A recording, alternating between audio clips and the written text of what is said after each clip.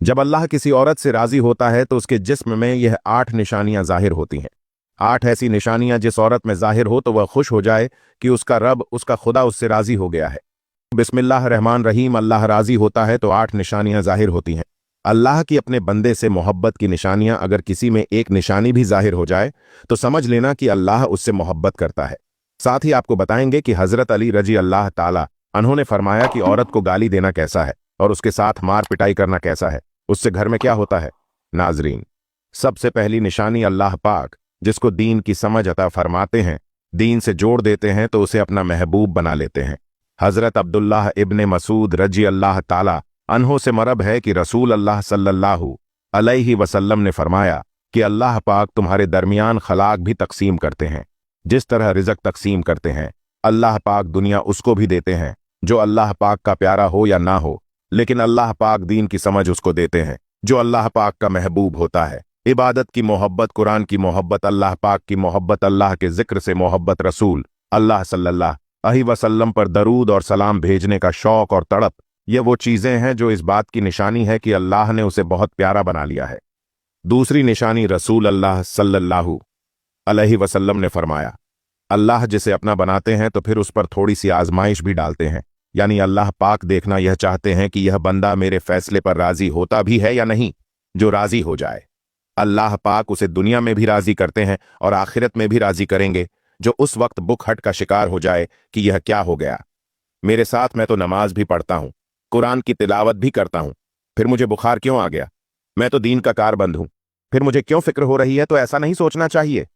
हजरत बिलाल हशी रजी अल्लाह ताला अन्हों से किसी ने पूछा कि आप बड़ी तौहीद की बातें करते हैं, तो आपको इतनी बुरी तरह से मार क्यों पड़ पड़ी है। तो आप रजी अल्लाह ताला उन्होंने फरमाया कि तुम भी तो बाजार जाकर बर्तन खरीदने से पहले उसे बजाकर देखते हो कि मिट्टी सही तरह से लगी है या नहीं। बस अल्लाह ने मुझे आजमाया था। उसके बाद यही वो गुलाम था जिसका रंग भी काला था, मोटे मोटे होंठ थे, जिसके बारे में अल्लाह के प्यारे रसूल सल्लल्लाहु अलैहि वसल्लम फरमाते हैं कि जब मैं जन्नत में जा रहा था, जब मुझे मिराज कराई गई तो आगे आगे किसी के चलने की आहट सुनाई दी। मैंने हजरत जिब्राइल अलैहि सलाम से पूछा कि यह कौन है। जवाब मिला, यह बिलाल हबसी है जो आपके आगे चल रहे हैं। हुजूर पाक सल्लल्लाहु अलैहि वसल्लम जब वापस आ गए तो हजरत बिलाल रजी अल्लाह ताला अन्हों से पूछा कि तुम कौन सा अमल करते हो। तो हजरत बिलाल रजी अल्लाह ताला अन्हों ने फरमाया कि आपने ही तो फरमाया था कि हर वक्त बावजू रहना, तो मैं हर वक्त वजू की हालत में रहता हूं, और जब भी बेवजू होता हूं तो उसी वक्त नया वजू कर लेता हूं, और जब वजू करता हूं तो तब 2 रकात नमाज भी पढ़ लेता हूं। चलते जमीन पर है और कदमों की आहट जन्नत में सुनाई देती है। तो आजमाइश अल्लाह पाक की मोहब्बत की दूसरी निशानी है। इसलिए अगर कोई फिक्र या परेशानी में हो, उसका मतलब यह नहीं होता कि पता नहीं कि मुझे क्या हो गया है। अल्लाह पाक अपने प्यारों को ही आजमाते हैं।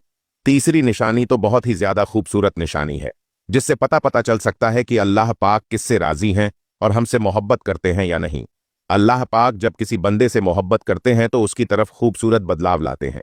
हदीस में आता है कि जब अल्लाह पाक किसी से मोहब्बत करते हैं तो अल्लाह पाक हजरत जिब्राइल अलैहि सलाम को फरमाते हैं, उसके बाद आसमानों में जलजला आ जाता है, सब फरिश्ते बेहोश हो जाते हैं, और फिर जब अल्लाह के हुक्म से जब होश में आते हैं तो सबसे पहले हजरत जिब्राइल अलैहि सलाम को इजाजत होती है। तो हजरत जिब्राइल अलैहि सलाम सवाल करते हैं कि हमारे रब ने क्या फरमाया है, और उसके बाद खुद ही कहते हैं कि अल्लाह ने जो भी फरमाया होगा वह हक फरमाया होगा। फिर अल्लाह फरमाते हैं, जिब्राइल, मैंने आज उस बंदे को अपना महबूब बना लिया, तुम भी उसे अपना महबूब बनाओ। हजरत जिब्राइल अलैहि सलाम भी उस बंदे से मोहब्बत करने लगते हैं। फिर हजरत जिब्राइल अलैहि सलाम को हुक्म होता है कि आप आसमानों के तमाम फरिश्तों को खबर दे दो, यह अल्लाह का प्यारा बन गया है। हजरत जिब्राइल अलैहि सलाम, आसमान के तमाम फरिश्ते और तमाम नूरानी मखलूक भी उससे मोहब्बत करते हैं। आसमान के खरबों फरिश्ते उससे मोहब्बत करने लगते हैं। फिर एक फरिश्ता आसमान से दुनिया में आता है और ऐलान करता है कि ऐ लोगों, फलां शख्स अल्लाह का महबूब है। हजरत जिब्राइल अलैहिस्सलाम और तमाम आसमानों की नूरानी मखलूक उससे मोहब्बत करती है, तुम भी उससे मोहब्बत करो। और फिर दुनिया वालों के दिलों में अल्लाह पाक उस बंदे की मोहब्बत डालता है। तो इसलिए दुनिया में 2 काम जरूर करो जिसको करने से अल्लाह हम सब से राजी हो जाए, हमें अपना महबूब बना ले। इंशा अल्लाह दुनिया और आखिरत में कामयाब हो जाओगे।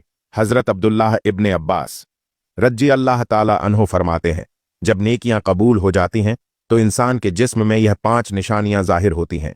है नंबर 1, जब इंसान की नेकी कबूल हो जाती है तो उसकी वजह से उसके चेहरे पर अजीब सी रौनक आ जाती है, यानी वह इंसान दुनिया के सामने अपनी खुशी का इजहार अपनी मुस्कुराहट और बशाशत के साथ करता है। वह हर एक वक्त खुश रहता है, बल्कि यूं लगता है इस दुनिया में उससे बड़ा सुकून और वकार वाला कोई नहीं है। लगता है कि इसे दुनिया का कोई गम ही ना हो। यह खुशी हर एक को नसीब नहीं होती। नंबर 2, उसका दिल रोशन हो जाता है, यानी वह हर वक्त अल्लाह के वादों पर उम्मीद रखता है। उसके पास कुछ हो या ना हो, लेकिन उसके दिल में इतनी खुशी होती है कि उसको कोई परवाह नहीं होती। और यह याद रखना कि अमीर इंसान माल से नहीं बनता, बल्कि अमीर हमेशा दिल से बनता है।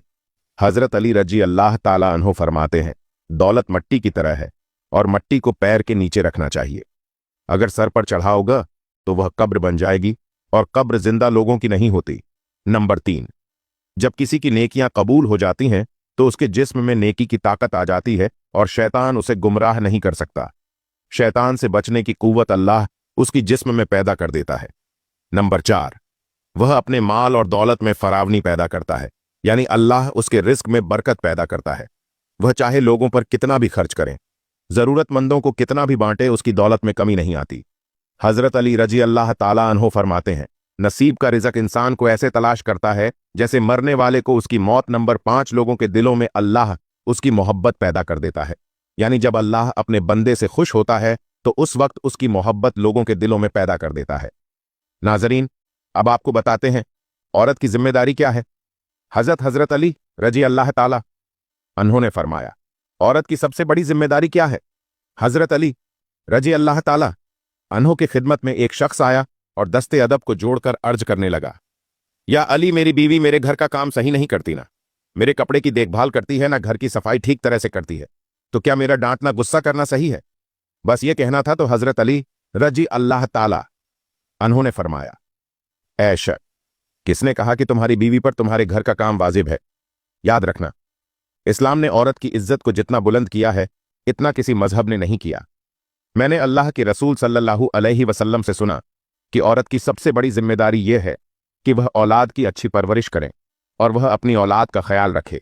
लेकिन अगर अपनी औलाद की परवरिश करने की उजरत शौहर से मांगना चाहे तो वह भी मांग सकती है। और तुम घर के काम की बात कर रहे हो, खुशी से घर का काम करती है, घर को संभालती है, तो यह उसकी अजमत है, यह उसका बड़ापन है। उसका शुक्रिया अदा किया करो, उसका एहतराम किया करो। मैंने अल्लाह के रसूल सल्लल्लाहु अलैहि वसल्लम से सुना कि जिस वक्त औरत अपने घर का काम करती है उस वक्त अल्लाह अपने फरिश्तों को जमीन पर भेजते हैं और कहते हैं कि जब तक यह औरत घर का काम करती रहे उसके लिए इबादत लिखते रहो, और वह वक्त जो औरत घर के काम में लगाती है वह उसकी इबादत में शामिल हो जाता है। यह औरत की अजमत है कि वह तुम्हारे घर को जन्नत बनाती है, तुम्हारे बच्चों को अजीम इंसान बनाती है।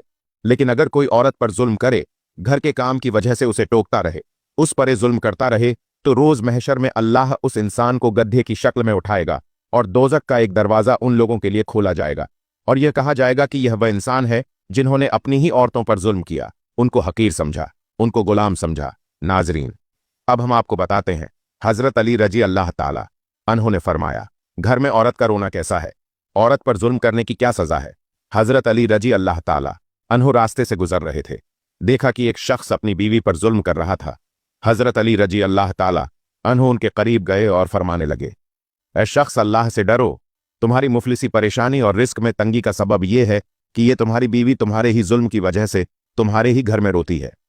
मैंने रसूल अल्लाह सल्लल्लाहु अलैहि वसल्लम से सुना कि जिस घर में औरतें रोती हैं उस घर में रिज़्क के फरिश्ते नहीं आते, और यूं उस घर में रहने वाले मर्दों के रिज़्क की राहें तंग होने लगती हैं, और यूं वह परेशानी मुफलिसी में गिरफ्तार हो जाते हैं। याद रखना, अल्लाह ने औलाद मर्द की तकदीर में और दौलत औरत की तकदीर में लिखी हुई है। अगर तुम यह चाहते हो कि तुम्हारे रिस्क में फराबा नहीं हो और इज्जत शोहरत दौलत दिन बदन बढ़ती जाए, तो अपने घर में अपनी औरतों का ख्याल रखो, उन्हें खुश रखो। अल्लाह के फजल और करम से तुम इज्जत शोहरत और दौलत में फरावनी पाओगे। नाजरीन, इसी तरह का एक और वाकया है कि एक मर्तबा हजरत अली रज़ियल्लाहु अन्हु रास्ते से गुजर रहे थे। आपने देखा एक शख्स अपनी औरत पर जुल्म कर रहा था और उसकी तौहीन कर रहा था। हजरत अली रज़ियल्लाहु ताला अन्हु उनके करीब गए और फरमाने लगे, ऐ शख्स, याद रखना, अल्लाह ने मर्दों को ताकतवर इसलिए बनाया है ताकि वह औरत की हिफाजत कर सके, न कि औरत पर जुल्म कर सके। मैंने नबी करीम सल्लल्लाहु अलैहि वसल्लम से सुना कि जो मर्द अपनी औरत पर जुल्म करता है तो अल्लाह उस पर लानत भेजते हैं। तो उसने कहा, या अली, यह मेरे निकाह में है। मैं इससे जो बात कहता हूं ये मेरी बात नहीं मानती तो हजरत अली रजी अल्लाह ताला अन्हों ने फरमाया कि निकाह का मतलब यह नहीं कि तुमने अपने लिए गुलाम खरीदा है, बल्कि निकाह का मतलब यह है कि तुमने अपनी नस्ल बढ़ाने के लिए उस औरत से मदद तलब की है और तुम्हारी औलाद की अच्छी तरबियत के लिए उस औरत को चुना है। ऐ शख्स जिससे मदद ली जाए उसको गुलाम नहीं समझते, और जो तुम्हारी औलाद को परवान चढ़ाए उसे हकीर नहीं समझते, बल्कि तुम्हें उसका शुक्रगुजार होना चाहिए। याद रखना, औरत पर जुल्म करने का मतलब है औलाद की बगावत आने वाले वक्त में जो औलाद उस औरत के जिस्म से तुम्हें नसीब होगी तो उसके वजूद में तुम्हारे लिए बगावत ही बगावत होगी। अल्लाह ताला से दुआ है कि अल्लाह